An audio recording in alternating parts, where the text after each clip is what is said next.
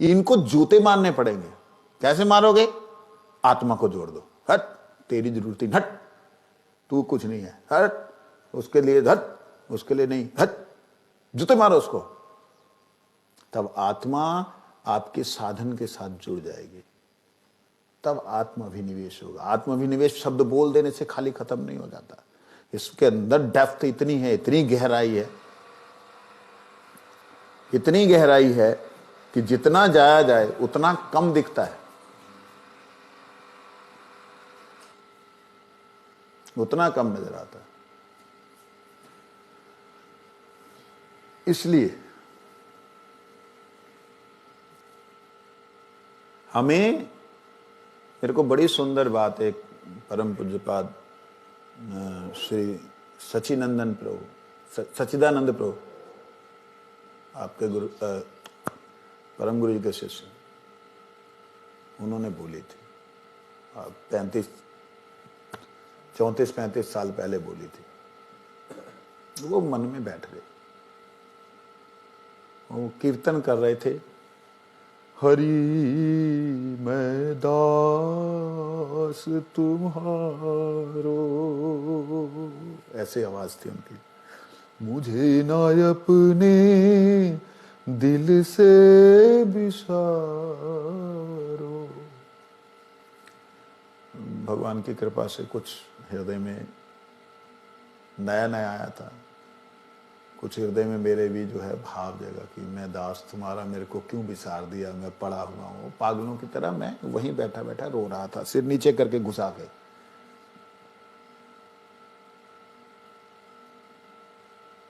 तो उसके बाद उन्होंने एक बात कही, भगवान दास जब कीर्तन गाते ना, जो कीर्तन में जो शब्द है, वो शब्द जिन्होंने बोला है वो किस लिए बोला है, उसका भाव क्या है, उसका अर्थ क्या है, इसका चिंतन करना। वास्तविकता में बड़ा दिव्य आनंद है।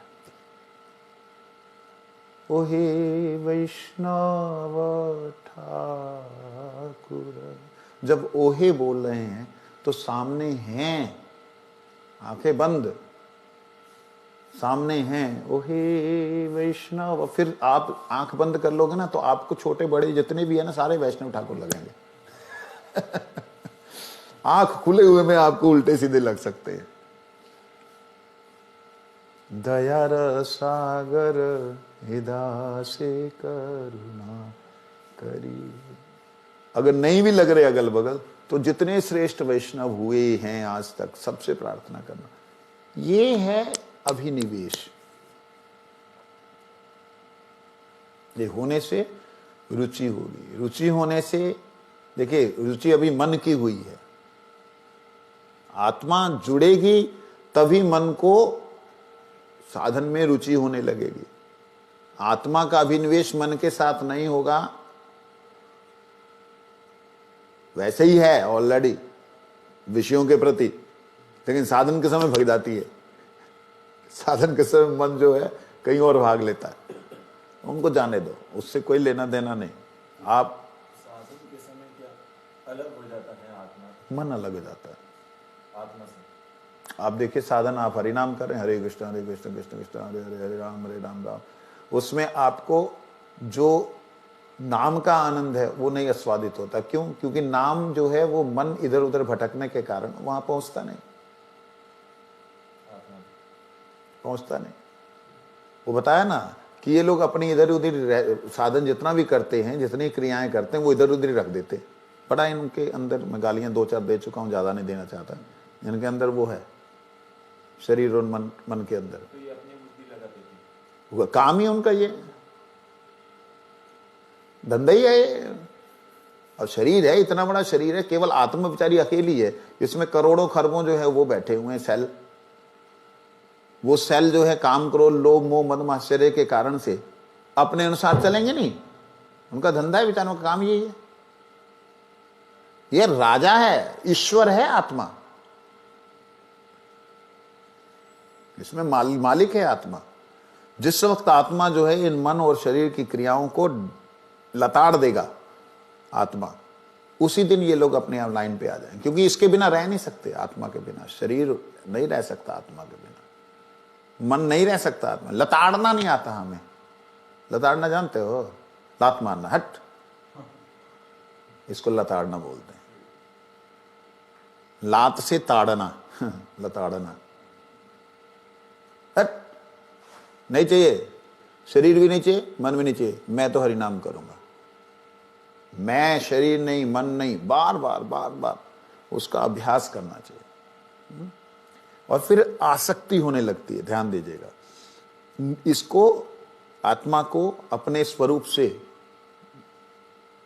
आसक्ति होने लगती है।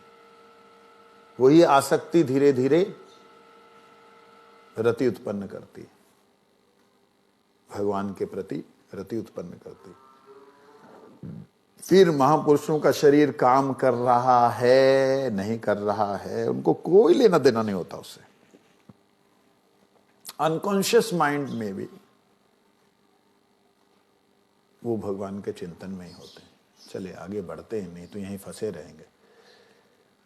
पुराणों और नाट्य शास्त्रों में रति और भाव को एक माना जाने के कारण मैं भी दोनों को एक ही मान रहा हूं, रति और भाव।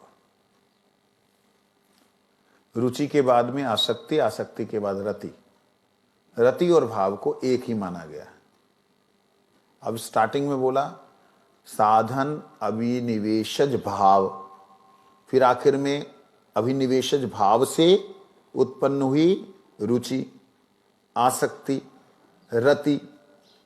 अब फिर बोलते हैं कि रति और भाव एक है। अब अभिनिवेशज भाव और वो भाव दोनों अलग हो गए कि नहीं? समझ आई बात?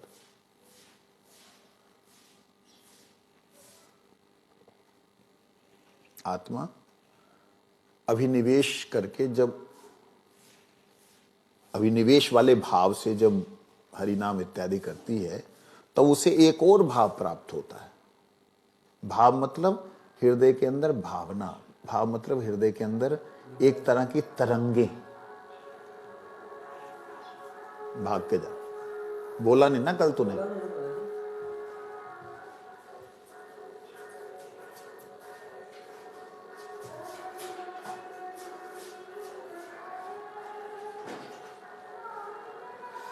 तो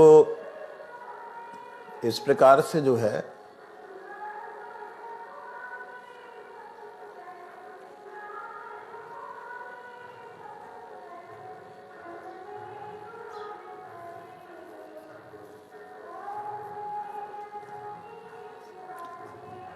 कहाँ थे?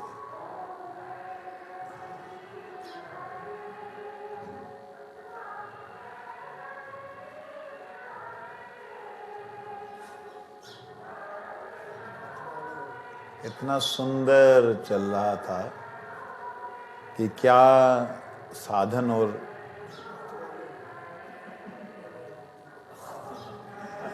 है, लग गए उधर। देखो मला आत्मा अलग होगी का मतलब आत्मा को दुखी कर दिया ना इसने। ये दोनों जन उसमें घुस गए, कान उधर चला गया और साथ साथ बुद्धि मन उधर चला गया कि अभी अभी क्या बोलूं, अभी क्या बोलूं। अभी ये बेचारी अकेली रह गई, अब ये क्या बोलेगी। देखिए, जब इसके साथ युक्त होकर के कथा कीर्तन होता है ना, वो कथा कीर्तन जो है वो दिव्य होता है, क्योंकि ये बोल रही है, ये इंस्ट्रूमेंट्स हैं। जब ये बोलते हैं तो अब शास्त्र विचार ये वो पता नहीं कितनी तरह के तिकड़मबाजी करके लोगों को बुद्धू बनाते रहते हैं। खुद का अनुभव होता नहीं, कुछ कोई अनुभव नहीं होता इनका। वो प्रभाव करता है, है? वो प्रभाव करता है किसका प्रभाव करता है? सामने वाले पे। हाँ हाँ, प्रभाव करता है। जितने एक्टर एक्ट्रेस हैं सबकी बातें प्रभावित करती हैं। अब साधु को कथा सुनने के लिए तो आपको लोग नहीं मिलेंगे, साधु कथा सुनने के लिए लोग नहीं मिलेंगे। यही 4 लाइनें बोलने के लिए महामंत्र की कोई आ जाए एक्टर एक्ट्रेस, देखो फिर भीड़। वही आके बोले हरे कृष्ण महामंत्र द बेस्ट मेडिसिन, या हरे कृष्णा। वही साधु बोले हरे कृष्ण ही सर्व प्रकार की औषधि है। हाँ ठीक है। ये मन और बुद्धि, ये मन और शरीर, ये इसको यही चाहिए, संसार ही चाहिए, इसे अध्यात्म नहीं चाहिए। तो इसलिए ऐसे जो लोग हैं वो ऐसे ही लोगों को आकर्षित कर लेते हैं, अर्थात जिनकी बुद्धि मन जो है इसी दुख और सुख को लेकर के आत्मा को दुखी और सुखी करती रहती है, जिनकी आत्मा इन्हीं में अभिनिविष्ट होकर के सारे सुख और दुखों को अपने ऊपर जो है आरोपित करती रहती है, उनको ये जो तिकड़मबाज लोग हैं, बढ़िया बढ़िया बोलने वाले, बढ़िया बढ़िया वक्ता, बढ़िया रुलाने वाले, हंसाने वाले, ये जो मिमिक्री आर्टिस्ट हैं, हास्य कवि हैं, उनके बीच से मजा आता है। और ऐसे करोड़ों लोग हैं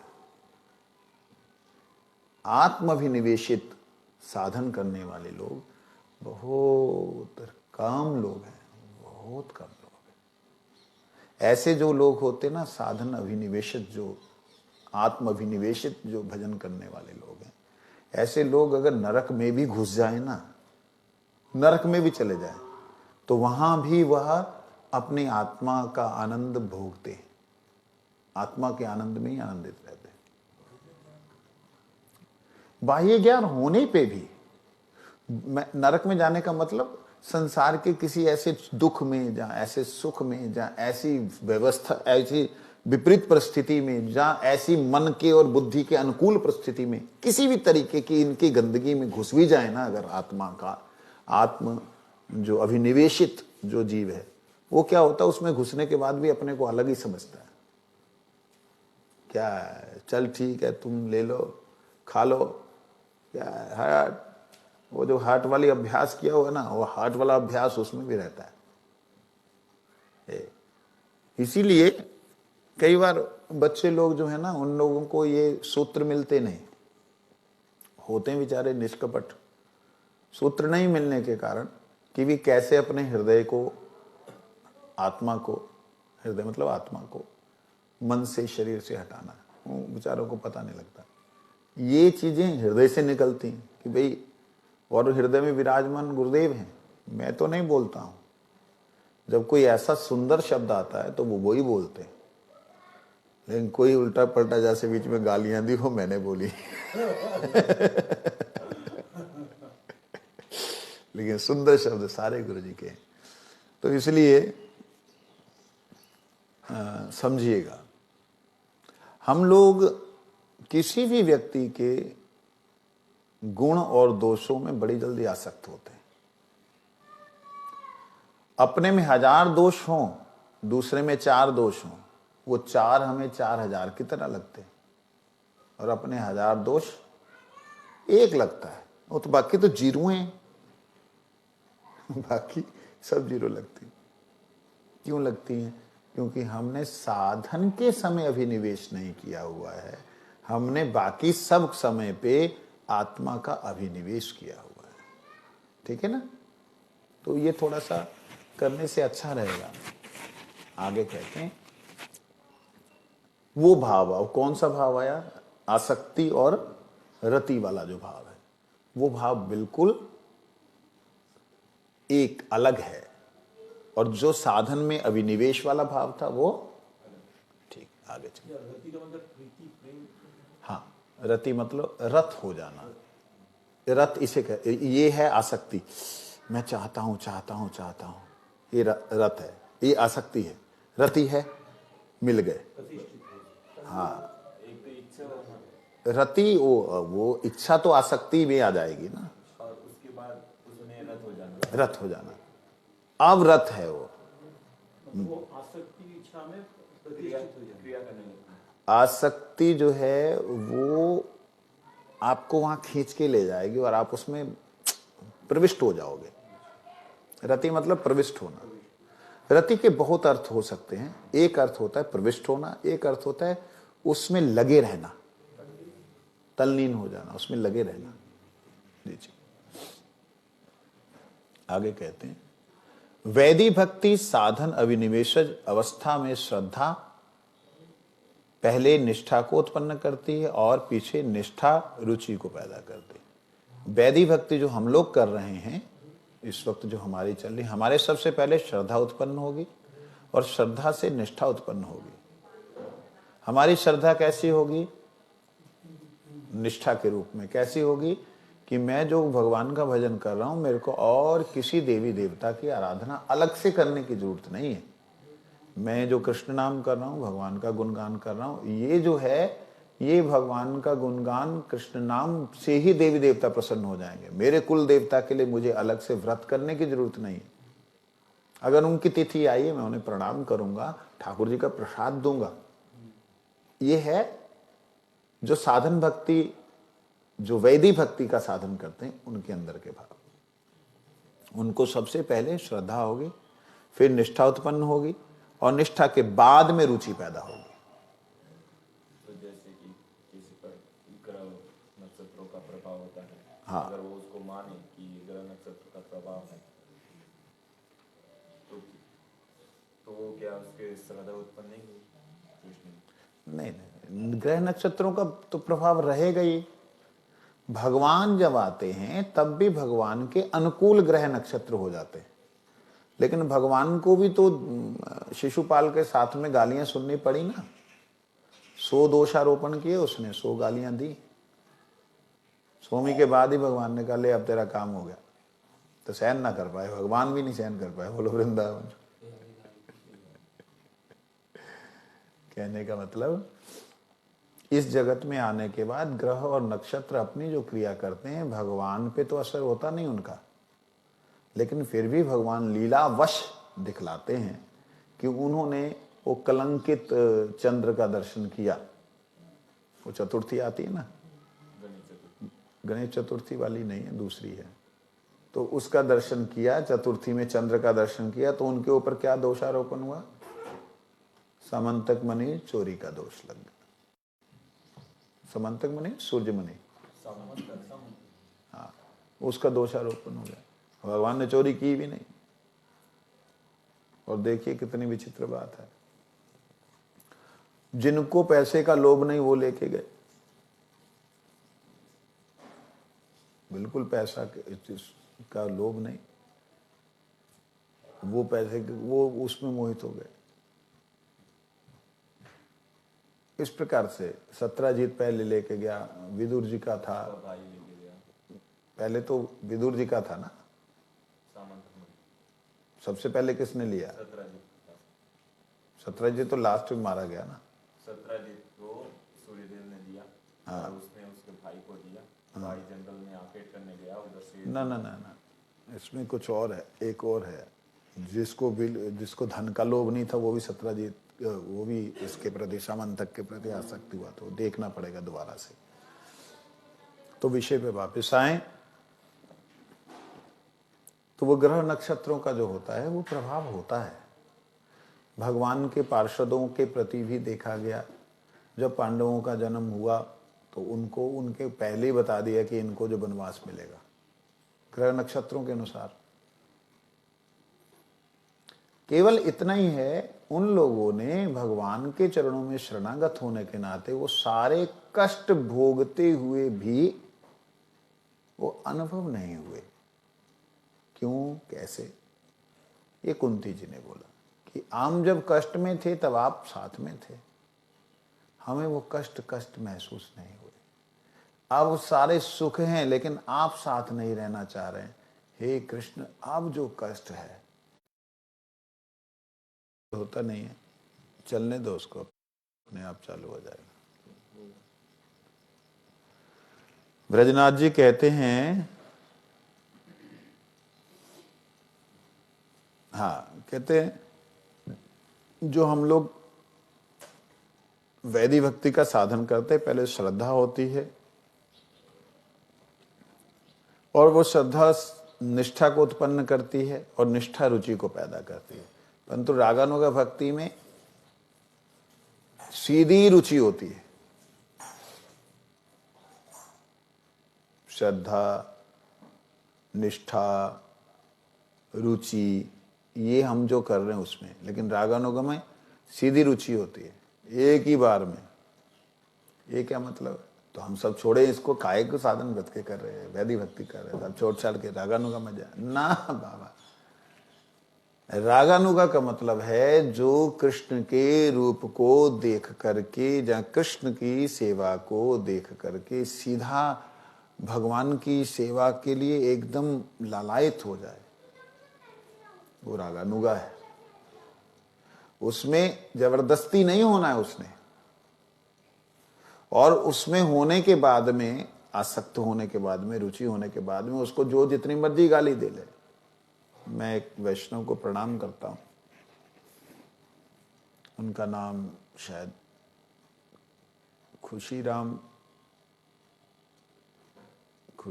शायद, मैं भूल रहा हूं, अभी दीक्षा का क्या नाम हुआ मालूम नहीं। खुशीराम जी चंडीगढ़ मठ के झाड़ू लगाने वाले, काम करने वाले, नौकरी करते हैं मठ में। ओहो, अद्भुत प्रभु जी वैष्णव देखे। चलते चलते उनकी कमर ऐसे हो गई, अभी 90 डिग्री हो गई, और उससे भी नीचे चले गए।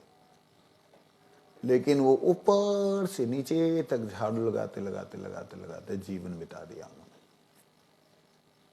उनको जब भी मैं देखता हूं साष्टांग प्रणाम करता हूं, अब तो पंचांग करता हूं प्रणाम।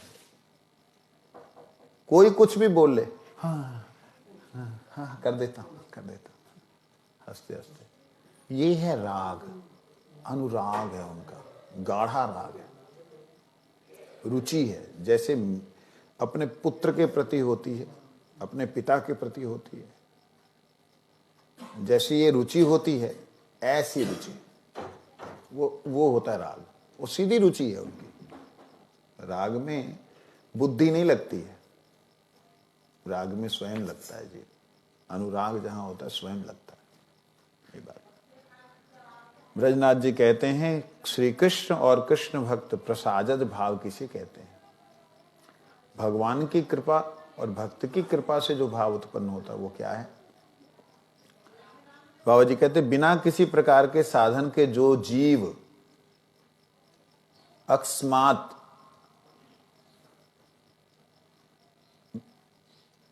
बिना किसी प्रकार के साधन के जो भाव अकस्मात उदय हो पड़ता है, उसे कृष्ण प्रसादज भाव या कृष्ण भक्त प्रसादज भाव कहते हैं।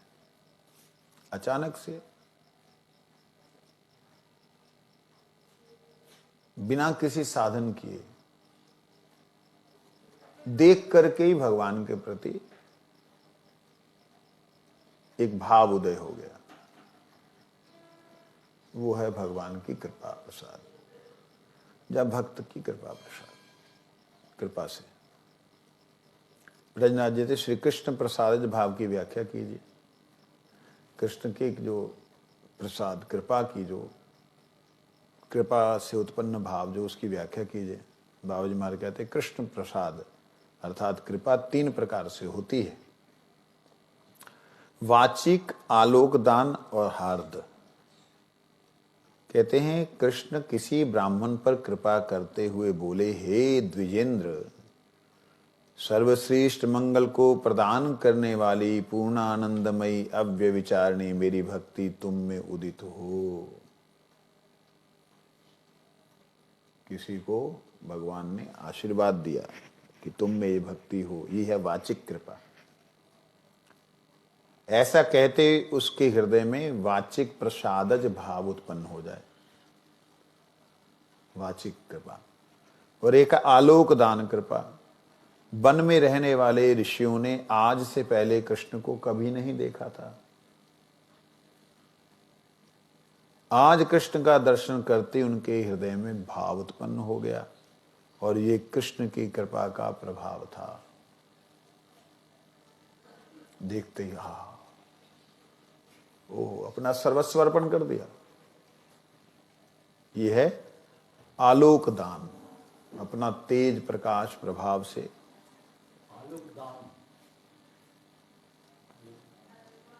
और तीसरा है हार्द,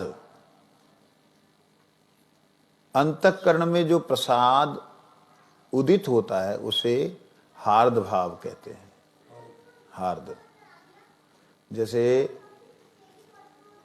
कोई भगवान की भक्ति नहीं कर रहा है, अभी कोई साधन नहीं किया, भक्ति नहीं किया, और कहीं कुछ सुना भी नहीं विशेष, लेकिन अचानक से कोई भक्त जो है कृष्ण की महिमा बोलता हुआ जा रहा है और इसने सुना, ओह ये कौन है। जैसे एक डाकू था, उसने नहीं सुना था, राजस्थानी डाकू था, नाम भूल रहा हूं, भक्त चरित्र में आता है।